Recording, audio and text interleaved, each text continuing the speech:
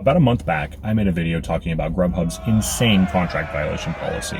And unfortunately, that video continues to do well. That is one of my only videos that I would love to see die off in popularity. But unfortunately, the opposite is happening. That's continuing to gain traction, and I'm getting multiple comments a week from people saying that they got a contract violation or they got deactivated, and they have no idea what they did wrong. This video is again going to address those contract violation policies and steps that you can take to protect yourself should you get deactivated. What's going on, everybody? My name is Zach. I hope you are doing well. If this is your first time to my channel, please do hit that red subscribe button so you never miss news, tips, tricks, and ride-alongs with a healthy dose of humor. If you are kind enough to subscribe, let me know in the comment section below. Tell me your name and the market you drive in, and I'll be sure to thank you at the end of my next video. Look, I don't work for Grubhub, and I cannot promise that what I'm going to suggest in this video would get you reactivated in the event that you are deactivated. However, I do have a couple of suggestions that could potentially give you a fighting chance. If you haven't seen my first video on contract violations, I'll go ahead and link that up above. I want to give you guys more of a factual approach in this video and give you some tips.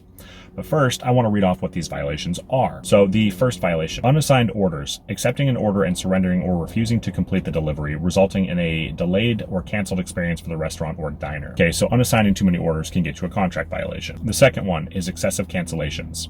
A significant number of your orders were canceled by either the restaurant or the diner. The third is frequent missed deliveries. The diner sees that their order has been delivered, but they can't find their food. Okay, so this is basically just like a contract violation on DoorDash. Delivery drop-off delay.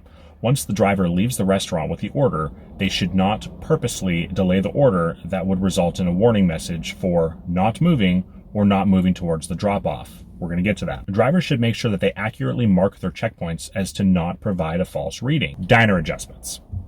A high number of order adjustments have been requested by diners. Okay, that one's still unclear. We'll come back to it. Overcharged place and pay orders. A significant number of place and pay orders exceeded the anticipated spending amount.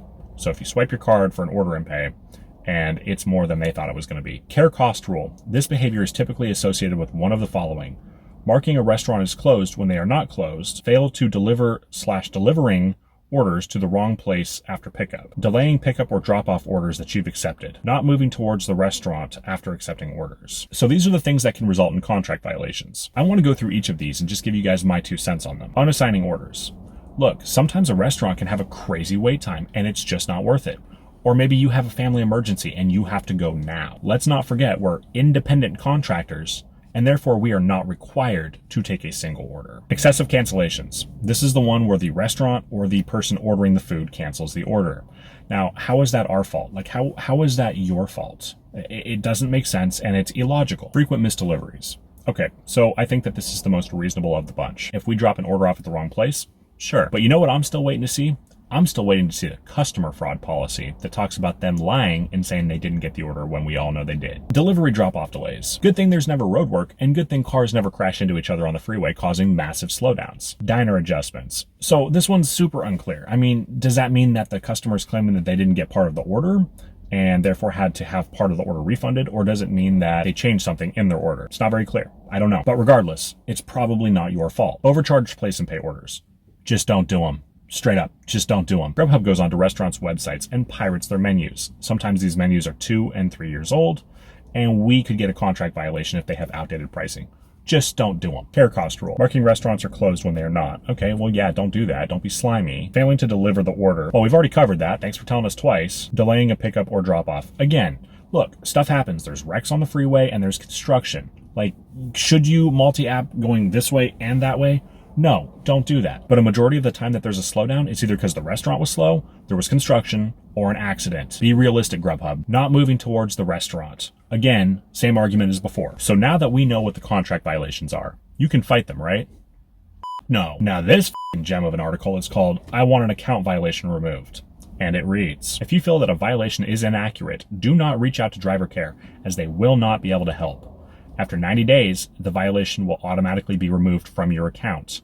If your account is blocked, deactivated, you will be able to fill out an appeal form in the email sent to your account. To the best of my knowledge, Grubhub is the only of the big 3 that do not allow you to fight contract violations until after you're deactivated. So the primary focus of this video is to tell you the steps that you could take should you ever get deactivated. The way I interpret this policy, the vast majority of these are completely out of our control as drivers. And using the word fraud even once is a stretch in my opinion. I can't begin to tell you the number of times that I've gotten an order on Grubhub that was ordered 1 minute ago and the pickup time is 1 minute from that. I've had restaurants get super upset with me for showing up way too early. They'll say something along the lines of, we entered 30 minutes from now in the tablet and you're already here. I checked the app. They're telling me that they put in 30 minutes, but Grubhub changed it to 5 minutes. Grubhub completely disregards what restaurants say and they put in their own times. So when a restaurant provides a realistic estimate on the time and Grubhub doesn't like it,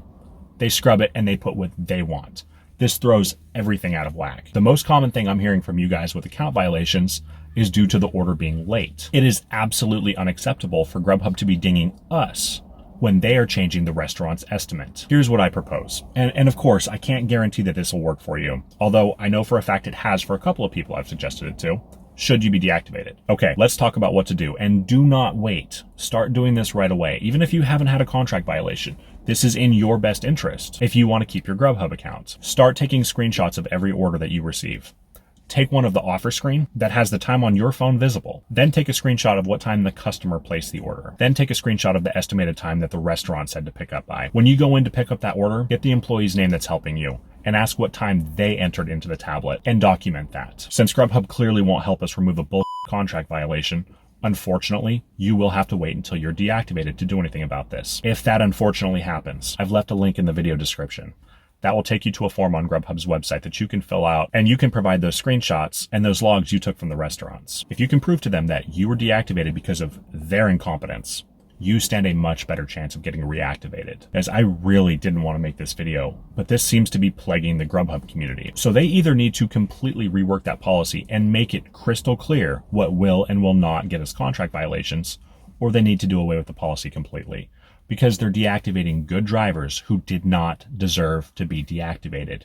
Maybe instead of deactivating good drivers, they can focus on reworking their wait times and their declining customer base. All right, guys, that's going to wrap up the video. If this was helpful, please do hit that like button so this video can be seen by more drivers. If you haven't done so already, also hit that subscribe button.